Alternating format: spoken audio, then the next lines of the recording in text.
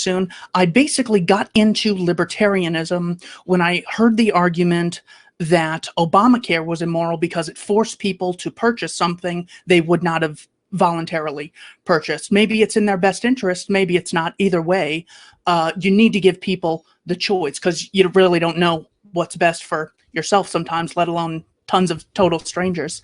And it took me about 5 years to apply that principle consistently. And that is where I sort of came to the conclusion that morality is objective, and the foundation of it lies in consent. So long as we are not initiating aggression against peaceful people, we own our bodies. So with regards to others, that means we have a better claim to it. I don't have the right to do it against you for the same reason you have the reason to respect my body and my property rights. Getting together and calling ourselves Congress or military does not give us any more rights than we otherwise had. So it was attempting to find a consistent, principled position in the political realm is what brought me to libertarianism. I basically just ran out of excuses for why the state's legitimate. I'm like, well, we need security. Well, so any security agency has the right to take 25% of your income annually? Well, son of a gun, that can't be the correct way to run things. It's like, well, we need education. Well, just because you need something doesn't mean it should be coercively funded. But does that mean anyone who provides education has the right to forcibly take money so long as they spend a microscopic amount on education? It was ridiculous. For those reasons, I embraced libertarianism and the non-aggression principle. Wow, that is so cool. Wow. So you don't mind me asking, I mean, so what year was this? And you probably may have mentioned that. And was there anyone in particular in the libertarian movement that, like, you know, a philosopher or a writer, there's someone that really got you? It was originally Glenn Beck explaining that Obamacare was what made it unique. You know, there were costs and benefits from the economic standpoint, but when he said, you know, it forces you to buy something, I go, okay, well, that's obviously unjust. And then I go, well, isn't that what Social Security is, and Medicare and schools and virtually everything else?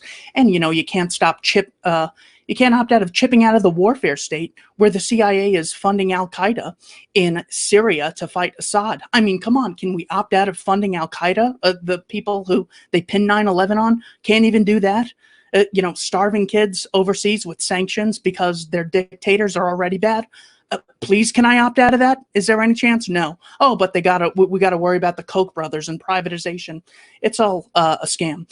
I would say this happened probably when I was like 16 or 17. I had really supported Obama, so hearing that there were any arguments, I go, there's no real arguments against Obama. There's just a bunch of racists, so I'll just listen to them anyways. And then they had good points, so I think I had to mold myself towards Romney. And then I went from Romney to Ron Paul, and then Ron Paul to Larkin Rose, Murray Rothbard, and Stefan Molyneux. Gotcha. You know, your path is very similar to mine. You know, you mentioned going back and you know, rightfully so. I mean, libertarians really, once you're fully there, you crap on Glenn Beck. I get he's a fun punching bag. I get it. But when you are, you know, when you are deep in the Republican Party back then, he was kind of like that odd voice that was like, even Republicans were a little scared of what he was going to say. And then, of course, Ron Paul, you mentioned, was like the big leap that brought everyone. That was the bridge that connected it all, you know, when Ron Paul spoke. Yeah, that's so cool, man. Your journey reminded me a lot of mine. Very cool. So what got Jacob Hornberger on your radar? I saw that video you made comparing the websites. I know it doesn't really matter now because the March dropped out. Came in quick, dropped out quick. What was your thinking behind doing that and on that video? You know what? I just went to a dinner in Phoenix, Arizona, and Jacob Hornberger was the speaker. I'd never heard of him, and he absolutely blew my mind. I thought he was such an effective speaker. He also he had a Q&A, and there was a conservative woman in the audience, and he made the most sound argument against an interventionist foreign policy that, like I mentioned earlier, holds citizens accountable for what dictators often do.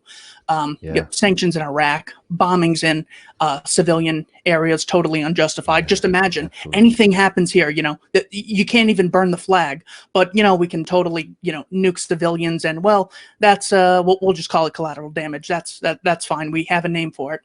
So that was just so eye-opening that I started following him. I had him on my show. I interviewed him for about an hour and a half. It's titled Libertarianism, Socialism, and Conspiracies. We discuss his books surrounding John F. Kennedy. He has really terrific arguments both on the economic front and the moral front. So we have this sort of marriage, this ideological understanding that human beings have the right to be free, and when they're free, they make more voluntary exchanges that increases their satisfaction and wealth.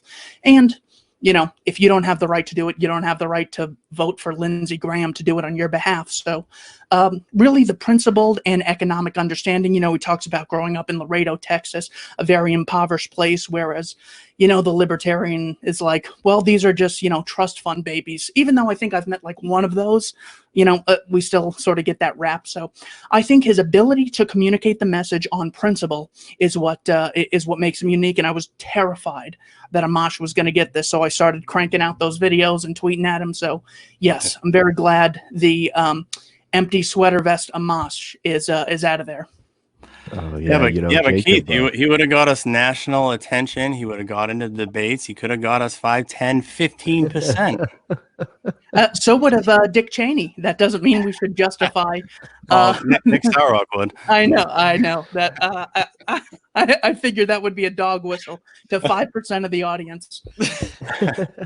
Yeah, you know, I mean, that's the huge debate, right, in the Libertarian Party. And it really is the distinguishing factor of Jacob in this race is that he doesn't compromise principle. And a lot of my friends, you know, really personal friends have gotten kind of nasty and vicious. They used to be, you know, of course, still are Amash supporters. And a lot of Amash supporters seem to really take hard to Jacob's criticisms of Amash's record. I thought that was really interesting because Jacob didn't even really didn't say anything weird or anything like offensive, you know, but you know, I don't know. It is kind of interesting, man. So Mitch, you got something?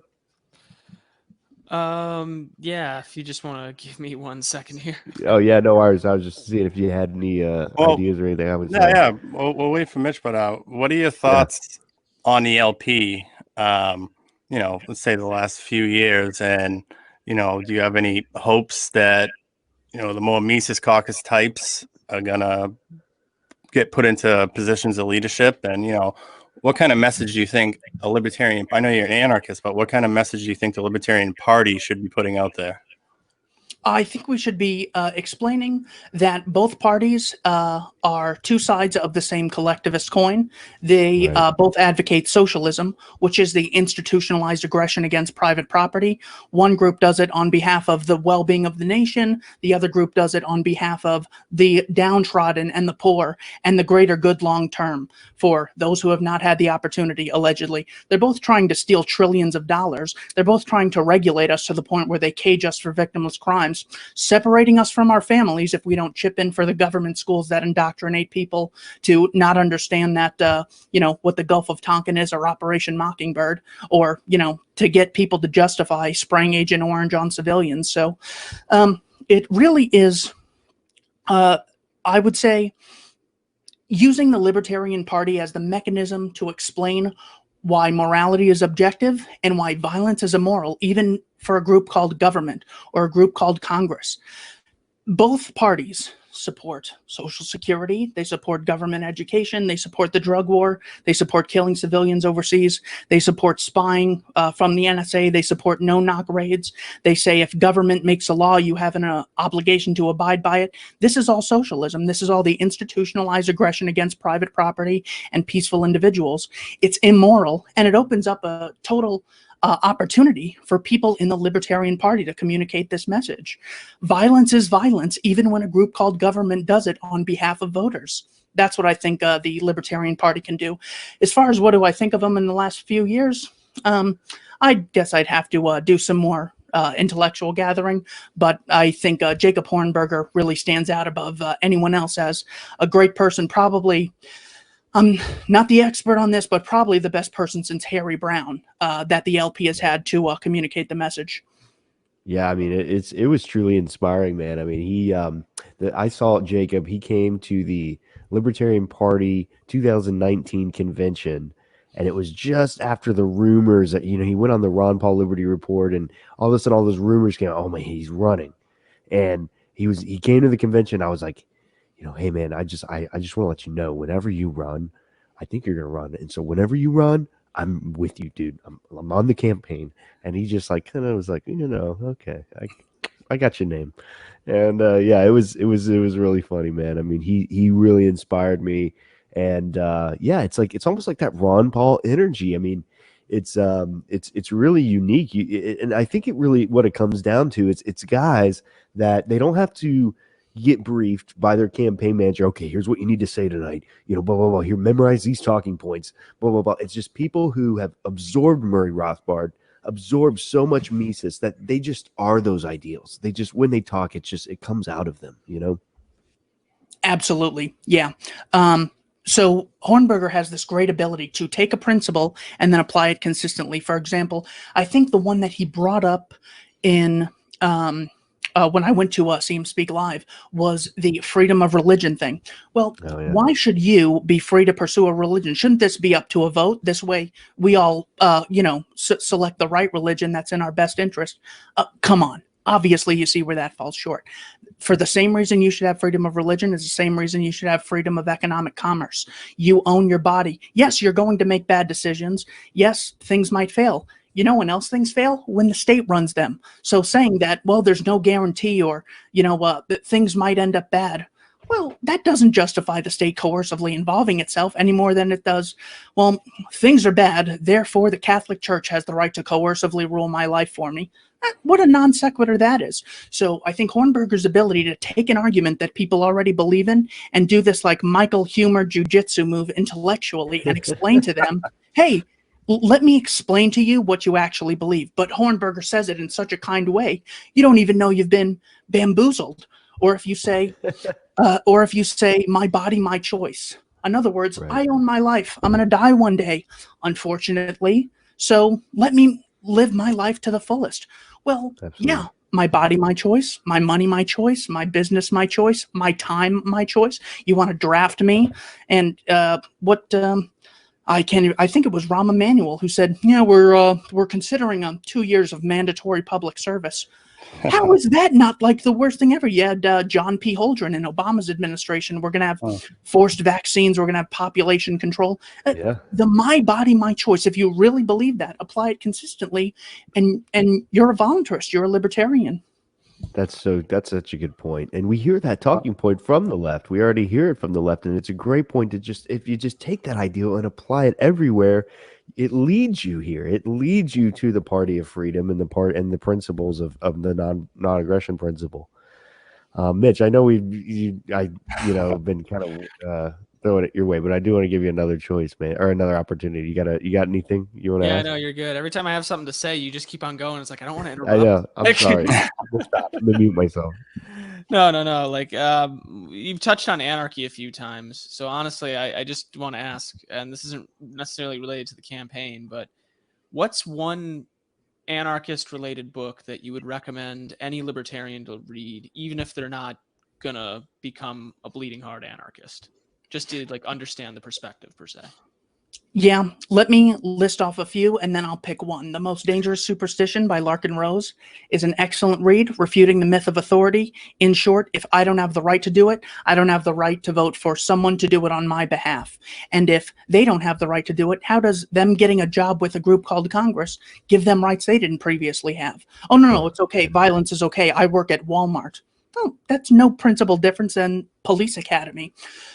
So that's a good one. Everyday Anarchy by Stefan Molyneux was also great. Says, well, we should have the right to choose our relationships. We should have the right to opt out of funding the state, just like anyone else. The Problem of Political Authority by Michael Humer. He says, by what right do 535 people have the right to coercively rule 330 million strangers? I thought that's a pretty good point. A Theory of Socialism and Capitalism by Hans Hoppe is also good. He really explains what the definitions of these words are, instead of you just associating, well, capitalism is banks, money, and bosses, and socialism is gulags and Bernie and AOC. No, you have to have the principled understanding of capitalism, genuine free markets being a social system based on the explicit recognition of private property and contractual exchanges, non-aggressive contractual exchanges between private property owners. pick one book. Anatomy of the State's also a great introduction by Rothbard. Ooh, The yeah. Problem of Political Authority by Michael Huemer is the one book I would choose. Oh yeah, I like it. All right, so we're coming up on the end here. So we got the convention coming up in just a couple days. If any delegates were listening to this right now and you had to pitch them on why they should vote for Hornberger over the others, what would that message be? Oh man, that's pressure. I would say there are two ways human beings can achieve their ends in life, either violently or voluntarily. This is the root of morality. This is what differentiates right behavior from wrong behavior, civilized behavior from uncivilized. And I would say this is the one thing that people need to understand freedom and to understand peace as well. Just like once you have freedom of religion and people don't seek to occupy the state to enforce their religion on everyone, we have peace amongst religions. We will have peace among the races and the people once we separate the state from economy and the state from the schools and the state from our social life. The only person who was able to clearly articulate that message of objective morality, truth, and genuine freedom of the non-aggression principle is Jacob Hornberger. Therefore, with regards to others, Jacob Hornberger is the best candidate because of his ability to communicate the message effectively compared to the other running mates. That, I would say, is my case for Jacob Hornberger. I'm going to clip That's a the heck pretty out of that powerful one right there. Yeah, I was going to say that's a Well, pretty please do, powerful brother. one. Yeah, All right, hey, Keith, we got why don't you Keith, tell- before you, I'm sorry, I got to No. slip this in there before you leave. Someone's like, hey, Keith, I really like your perspective. Are you planning on running for a government position at some point or serving as an advisory role for someone you support?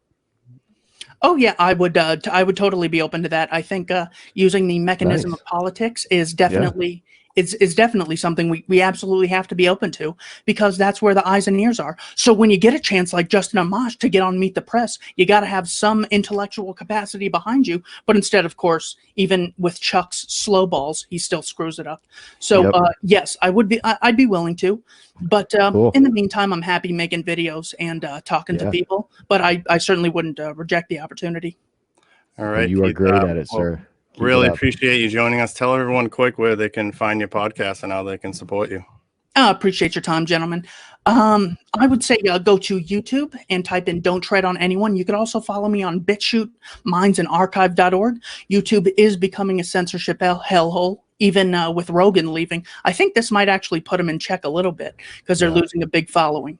So yes, I'd ask people to maybe check out my most recent video called Death by Regulation, how the U.S. government is killing Americans. And I'm not going to give away the secret, but they literally kill tens of thousands of people a year with a single regulation. Go to my channel, Don't Tread on Anyone, Keith Knight, Don't Tread on Anyone, and find out what that single regulation is. Actually, I don't believe in depriving people of information. It's the fact that they restrict people from buying and selling kidneys kills tens of thousands of people a year. But please still go to the channel and subscribe and like and share the videos. Thank you guys for having me on. All right, Keith, thanks, thank Keith. you See so ya. much. Wow.